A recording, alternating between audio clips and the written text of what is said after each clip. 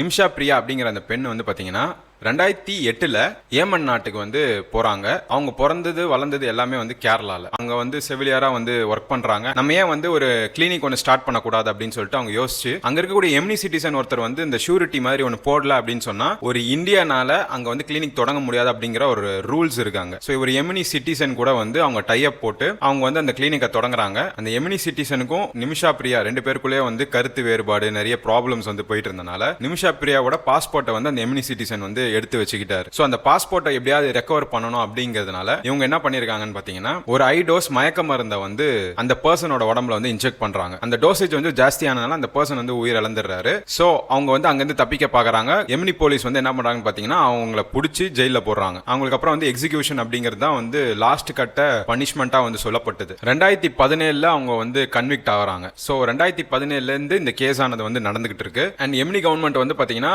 ஜூலை 16 அன்னைக்கு எக்ஸிகியூஷன் டேட்டை வந்து குறிச்சிருக்காங்க. சோ இந்தியால இருக்கக்கூடிய நிமிஷா பிரியாவோட ஃபேமிலி வந்து நிறைய வாட்டி கவர்மெண்ட் கிட்ட வந்து முறையிட்டு இருக்காங்க. அண்ட் ஆல்சோ இன்னைக்கு சுப்ரீம் கோர்ட்ல வந்து பாத்தீங்கன்னா அர்ஜென்ட் ஹியரிங் ஆனது வந்து வந்திருந்தது. அதுல வந்து கவர்மெண்ட் தரப்புல இருந்து சொல்லப்பட்ட விஷயங்கள் என்னன்னு பாத்தீங்கன்னா யமன் நாட்டுல வந்து பாத்தீங்கன்னா அந்த ஹவுதி அப்படின்னு சொல்லக்கூடிய அந்த ஃபார்மேட்ல தான் அங்க கவர்மெண்ட் ஆனது வந்து ரன் ஆகுது. சோ இந்தியாவோட அந்த டிப்ளமேட்டிக் அவுட்ரீச் வந்து பாத்தீங்கன்னா ஹவுதி ரெபல்ஸ் கிட்ட வந்து செல்லுபடி ஆகாத ஒரு நிலைமையில இருக்கு. சோ இந்தியா அண்ட் யமன்ல இருக்கக்கூடிய அந்த ஹவுதி அந்த கவர்மெண்ட்டுக்கு வந்து பாத்தீங்கன்னா அந்த ரிலேஷன்ஷிப் அப்படிங்கிறது வந்து கிடையாது. அப்படி அபிஷியலா பேசுற வாய்ப்பு இல்ல அப்படிங்கிற மாதிரி தெரிவிச்சிருக்காங்க. அண்ட் கவர்மெண்ட் தரப்புலயும் வந்து சொல்லியிருக்காங்க இருக்கிற எல்லா பாசிபிள் ஸ்டெப்ஸுமே வந்து நம்ம மேற்கொண்டாச்சு. இதுக்கப்புறம் இருக்கக்கூடிய ஒரே ஒரு பாசிபிலிட்டி என்ன அப்படின்னு பார்த்தோம்னா இறந்து போனார்ல அந்த எம்னி சிட்டிசன் அவங்க ஃபேமிலிக்கு வந்து பிளட் மணி செட்டில்மெண்ட் அதாவது தியா அப்படின்னு சொல்லுவாங்க. அந்த ஒரு செட்டில்மெண்ட் அப்படிங்கிறது தான் பாத்தீங்கன்னா ஃபைனலான ஒரு முடிவு. பட் இன்னும் ஜஸ்ட் ஒன் டே தான் இருக்கு. அதுக்குள்ள வந்து இது எப்படி பாசிபிள் அப்படிங்கிற ஒரு கேள்வியும் எழுப்பப்படுது. அன்அபிஷியலா வந்து அந்த 16th எக்ஸிகியூஷன் டைம் வந்து போஸ்ட்பான் பண்ண வாய்ப்பு இருக்குன்ற மாதிரியும் சொல்லப்படுது. சோ யமன்ல இருக்கக்கூடிய அந்த ஹவுதி கவர்மெண்ட் வந்து என்ன டிசைட் பண்ணிருக்காங்க அப்படிங்கிறது வந்து நமக்கு இன்னும் ஒரு 1 or 2 டேஸ்ல வந்து தெரியும். நிமிஷா பிரியாவோட அம்மா